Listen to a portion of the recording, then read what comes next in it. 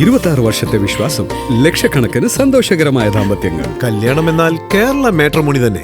Indian railway catering and tourism കോർപ്പറേഷന്റെ പുതിയ booking website മുഖേന അതിവേഗത്തിൽ ഇനി ടിക്കറ്റ് ബുക്ക് ചെയ്യാം. IRCTCയുടെ പുതിയ വെബ്സൈറ്റ് വഴി 8 ക്ലിക്കുകൾ കൊണ്ട് ടിക്കറ്റ് ബുക്കിംഗ് പൂർത്തിയാക്കാൻ സാധിക്കുമെന്നാണ് കേന്ദ്ര റെയിൽവേ മന്ത്രി അശ്വിനി വൈഷ്ണവ് ഇപ്പോൾ വ്യക്തമാക്കുന്നത്.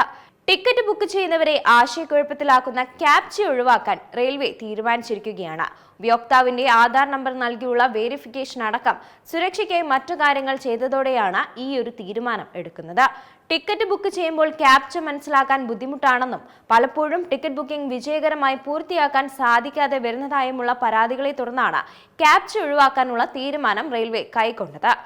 IRCTC സൈറ്റിൽ ടിക്കറ്റ് ബുക്കിംഗ് ശേഷി വർദ്ധിപ്പിക്കുന്നതുൾപ്പെടെ മാറ്റങ്ങൾ കൊണ്ടുവരുമെന്നാണ് റെയിൽവേ മന്ത്രി അശ്വിനി വൈഷ്ണവ് പറഞ്ഞിരുന്നത്. നിലവിലുള്ള IRCTC പോർട്ടലിൽ ടിക്കറ്റ് ബുക്ക് ചെയ്യുന്നതിലെ ബുദ്ധിമുട്ടുകളെക്കുറിച്ച് വിദ്യാർത്ഥികൾ ഉൾപ്പെടെ പരാതിയും സമർപ്പിച്ചിരുന്നു. IRCTC പുനരൂപകൽപ്പന ചെയ്ത ടിക്കറ്റ് ബുക്കിംഗ് ഇന്ന് മുതൽ ഓപ്പൺ ആകാനാണ് സാധ്യത. ഇന്ത്യൻ റെയിൽവേ ഈ വർഷം 52 ആഴ്ചയിൽ 52 പരിഷ്കാരങ്ങളാണ് നടപ്പിലാക്കാൻ പോകുന്നത്. പദ്ധതിയുടെ ഭാഗമായി കേന്ദ്ര റെയിൽവേ മന്ത്രി അശ്വിനി വൈഷ്ണവ് 5 പുതിയ പരിഷ്കാരങ്ങളാണ് പ്രഖ്യാപിച്ചിരിക്കുന്നത്.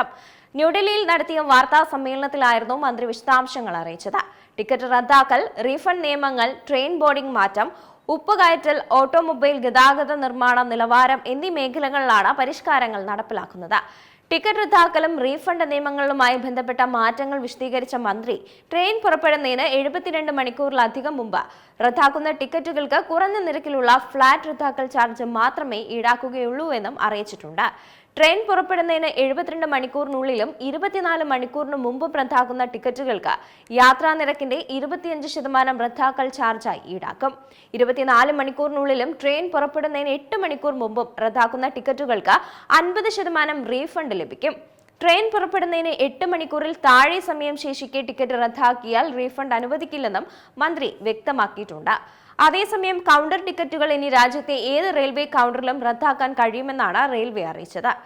ട്രെയിൻ ബോർഡിംഗ് പോയിന്റ്, അതായത് കയറുന്ന സ്ഥലം മാറ്റുന്നതുമായി ബന്ധപ്പെട്ട് പുതിയ പരിഷ്കാരം നടപ്പിലാക്കിയതായും മന്ത്രി അറിയിച്ചിട്ടുണ്ട്. ഇനി മുതൽ ട്രെയിൻ പുറപ്പെടുന്നതിന് 30 മിനിറ്റ് മുമ്പ് വരെ ബോർഡിംഗ് പോയിന്റ് മാറ്റാൻ സാധിക്കും. മുമ്പ് ട്രെയിൻ ചാർട്ട് തയ്യാറാക്കുന്നതിന് മുമ്പ് മാത്രമായിരുന്നു ബോർഡിംഗ് പോയിന്റിൽ മാറ്റം വരുത്താൻ കഴിയുമായിരുന്നതെന്നും മന്ത്രി വ്യക്തമാക്കി. ഓട്ടോമൊബൈൽ ഗതാഗതം മെച്ചപ്പെടുത്തുന്നതിന്റെ ഭാഗമായി ഓട്ടോ കാരിയറുകൾക്ക് സിംഗിൾ സ്റ്റാക്ക്, ഡബിൾ സ്റ്റാക്ക് വാഗണുകൾ അവതരിപ്പിച്ചതായും വൈഷ്ണവ് അറിയിച്ചു.